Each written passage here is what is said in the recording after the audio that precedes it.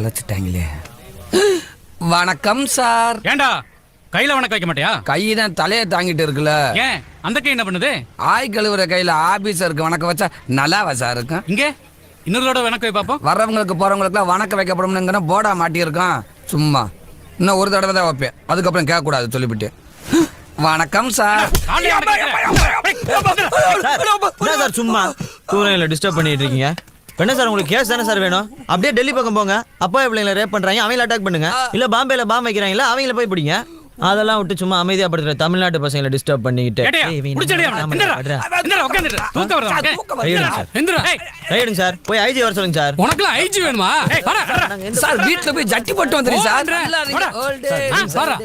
என்னடா எப்படி சார் நம்ம செட்டப்பும் கெட்டப்பும்? ஹிந்தி ஹீரோயினி சூப்பர்ல.